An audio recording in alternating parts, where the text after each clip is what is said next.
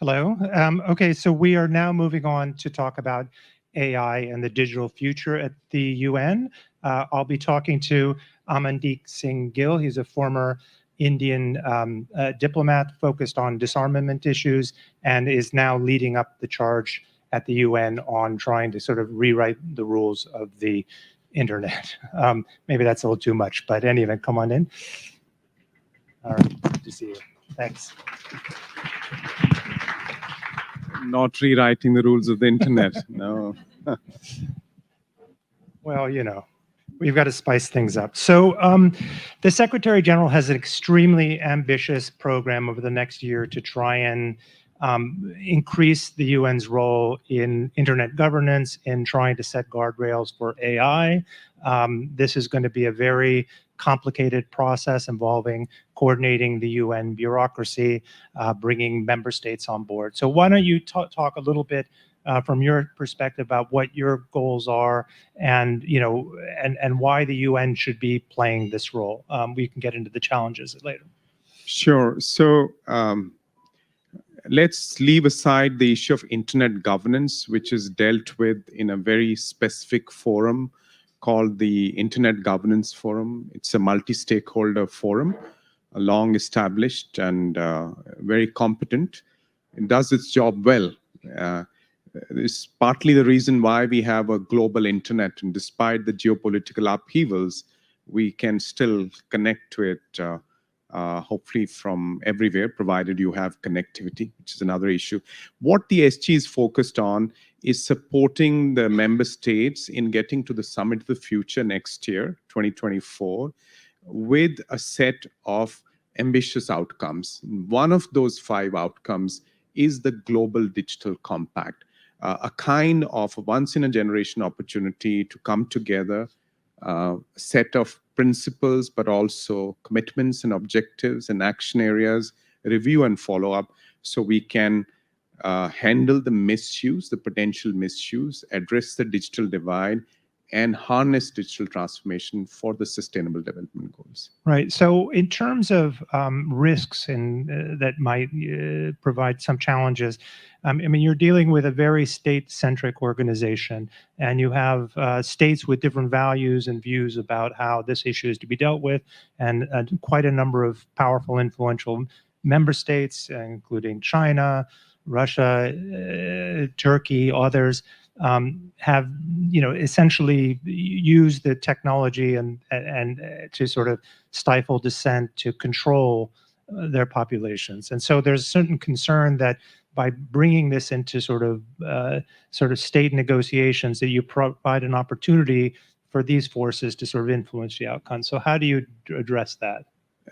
On the contrary, I would say that if you have a set of global principles that have human rights at their center, which promote human rights online as they are applicable offline, and clarify important issues around data protection, digital public infrastructure, digital public goods, it creates a legitimate reference point for civil society organizations, private sector, even in those countries where technology might be misused for surveillance, for suppression of human rights, to push back against those issues. So I would say that this process, which has a multi-stakeholder character, it is not just governments that are coming together to do this. There has been so far strong participation by the private sector, civil society, and the independent tech community. So I would like to look at it from the other end.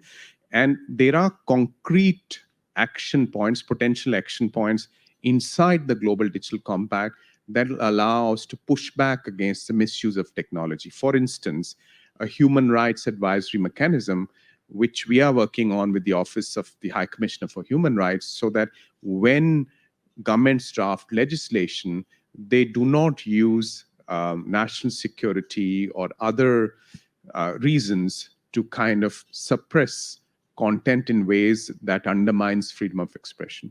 Right. Okay. Now, let me use an example of sort of a current sort of discussion that's underway, and that's the cybersecurity negotiations of cybersecurity treaty. And that is the sort of thing that I think has raised some of these concerns.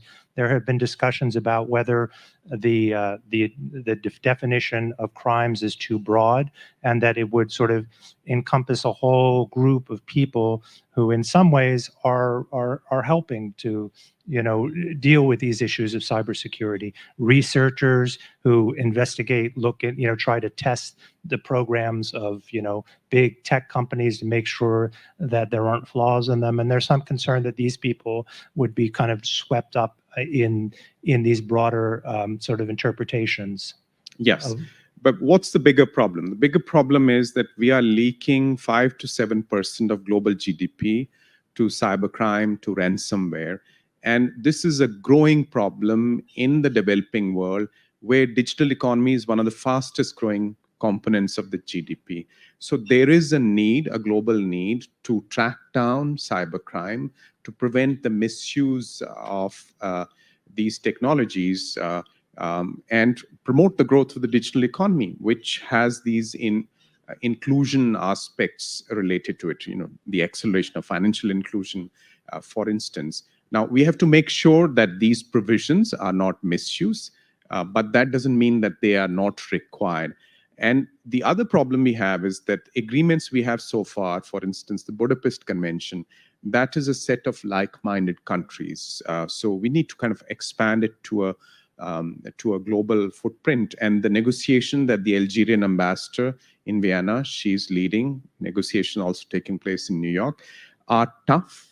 But they are making progress. It's a complex field, and hopefully some of the high standards that we've seen in bilateral and multilateral agreements in terms of law enforcement cooperation on preventing cybercrimes, they can be brought into this convention.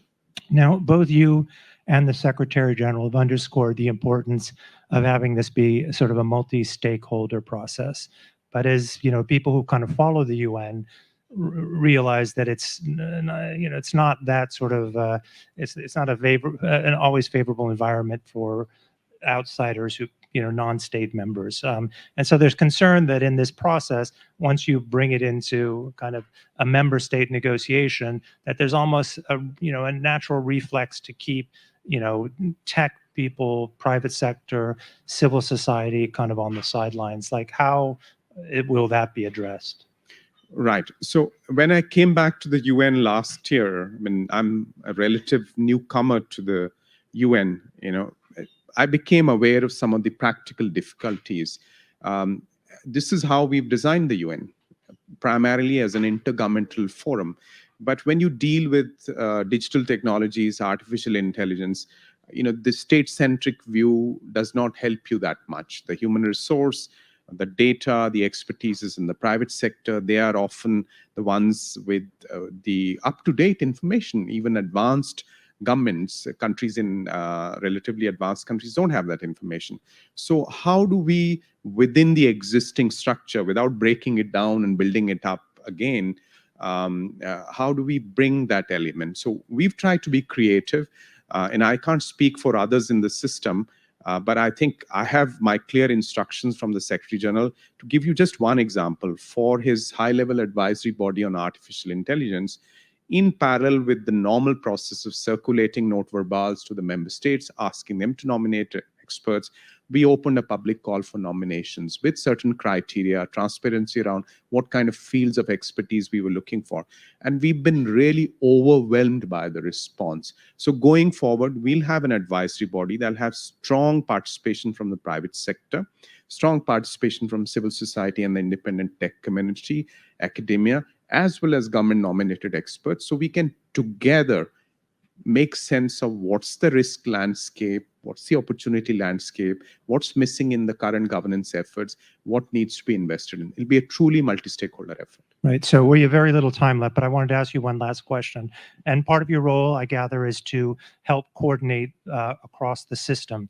And it's a very fragmented organization. The specialized agencies have their own rules and regulations, their own leadership. They don't answer necessarily to the Secretary General. How do you do that? How do you kind of prevent duplication, agencies kind of all fighting for a piece of this? Yes, this is something that doesn't win me popularity, but I think we have to make sure that we work as one UN.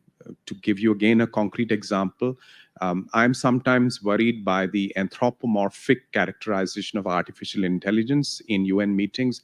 Sophia the robot, you can imagine the gender side of it and all of that. So common messaging on AI so that we don't hype it either negatively or positively. Then functional cooperation, working together on issues like launching a common initiative on digital public infrastructure safeguards with the UNDP, knitting the digital experts together across the UN system. And I like to appeal to member states also, the funders, the donors, that don't feed this fragmentation. Try and bring us together. So no more Sophia. We didn't invite her today.